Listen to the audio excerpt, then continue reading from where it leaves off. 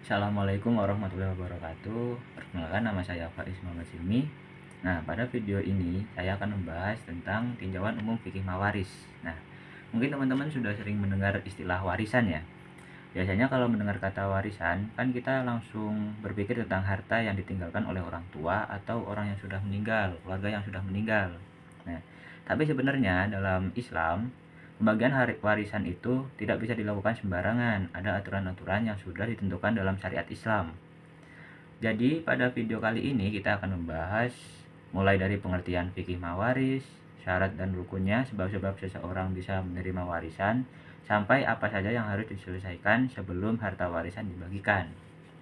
Nah, oke, yang pertama, apa sih yang dimaksud dengan fikih mawaris itu? Nah, secara sederhananya, fikih mawaris adalah ilmu yang membahas tentang bagaimana harta seseorang yang sudah meninggal dunia dibagikan kepada orang-orang yang berhak menerimanya. Jadi misalnya ada seseorang yang meninggal dunia dan meninggalkan rumah, tanah, uang, kendaraan, atau harta lainnya. Harta tersebut nantinya akan dibagikan kepada ahli waris sesuai dengan aturan yang sudah ditetapkan dalam Islam. Nah, fikih mawaris ini juga sering disebut sebagai ilmu faraid. Nah, kenapa disebut ilmu faraid? Nah, karena bagian-bagian ahli waris sudah ditentukan oleh Allah SWT dalam Al-Quran. Jadi, pembagian warisan dalam Islam bukan berdasarkan siapa yang paling dekat, siapa yang paling banyak membantu, atau siapa yang paling membutuhkan. Tetapi ada aturan tertentu yang harus dipahami dan dijalankan. Nah, selanjutnya kita masuk ke syarat-syarat waris. Nah, supaya pembagian warisan bisa dilakukan, ada beberapa syarat yang harus terpenuhi. Nah, syarat yang pertama yaitu pewaris harus sudah meninggal. Nah, pewaris itu maksudnya orang yang meninggalkan harta. Jadi kalau seseorang masih hidup, hartanya belum bisa disebut sebagai harta warisan. Contohnya misalnya seorang ayah memberikan rumah kepada anaknya. Nah, itu namanya bukan warisan, tapi itu disebut sebagai pemberian atau hibah. Nah, warisan baru ada setelah seseorang meninggal dunia atau ayah tersebut meninggal dunia gitu ya. Nah, syarat yang kedua yaitu ahli waris harus masih hidup ketika pewaris meninggal dunia. Nah, artinya orang yang akan menerima warisan harus masih hidup pada saat pewaris meninggal. Misalnya seorang ayah meninggal dunia dan anaknya masih hidup. Nah, maka anak tersebut bisa menjadi ahli waris. Tentunya sesuai dengan ketentuan yang berlaku.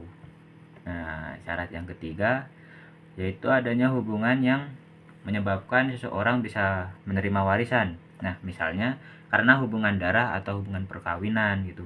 Jadi tidak semua orang itu bisa mendapatkan harta warisan. Harus ada hubungan tertentu antara orang yang meninggal dengan orang yang menerima warisan. Nah, syarat yang terakhir yaitu tidak ada penghalang waris. Itu. Nah, setelah membahas syarat, kita sekarang masuk ke rukun waris. Nah, dalam warisan ada 3 rukun utama. Yang pertama yaitu pewaris atau al-muwaris. Nah, yang kedua itu ahli waris atau al-waris.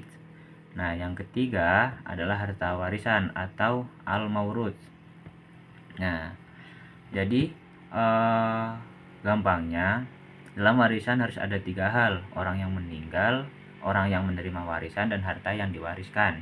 Nah, selanjutnya apa aja sih yang menyebabkan seseorang bisa menerima warisan? Nah, jadi sebab yang pertama itu adalah hubungan darah atau hubungan nasab.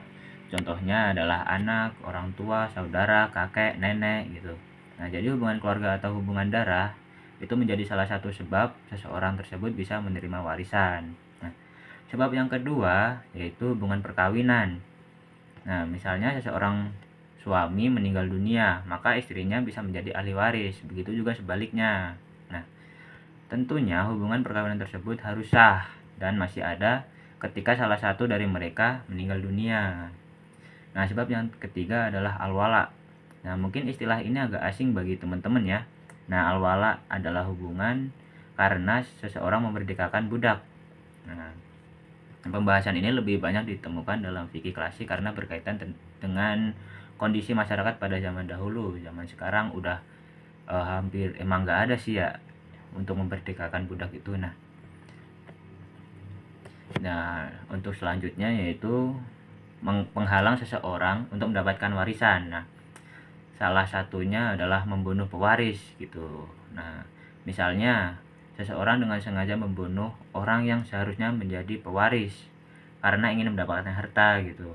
Nah, maka pembunuhan tersebut bisa menjadi penghalang untuk mendapatkan warisan.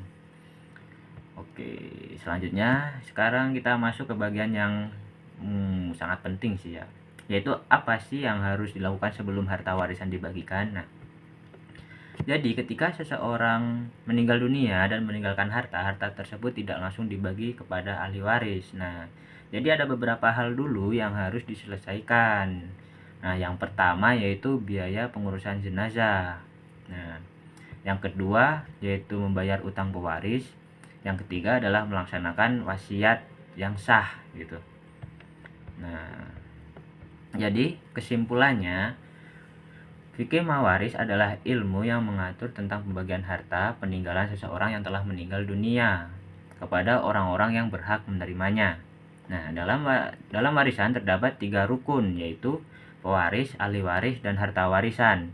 Nah, seseorang bisa menerima warisan karena adanya hubungan darah atau nasab, hubungan perkawinan, dan dalam pembahasan fikih klasik karena ada hubungan wala. Nah, namun sebelum warisan dibagikan ada beberapa kewajiban yang harus diselesaikan terlebih dahulu, yaitu biaya pengurusan jenazah, pembayaran utang, dan pelaksanaan wasiat yang sah. Nah, setelah semua kewajiban tersebut selesai, barulah harta yang tersisa dibagikan kepada ahli waris sesuai dengan ketentuan yang telah ditetapkan dalam hukum Islam. Nah, jadi pembagian warisan dalam Islam bukan hanya tentang membagi harta, tetapi juga menjalankan aturan Allah Subhanahu wa taala agar hak setiap orang dapat diberikan dengan sebaik-baiknya dan tidak menimbulkan perselisihan di antara keluarga. Nah, demikian pembahasan mengenai tinjauan umum fikih mawaris. Semoga penjelasan ini dapat kita pahami dan bermanfaat bagi kita semua. Wassalamualaikum warahmatullahi wabarakatuh.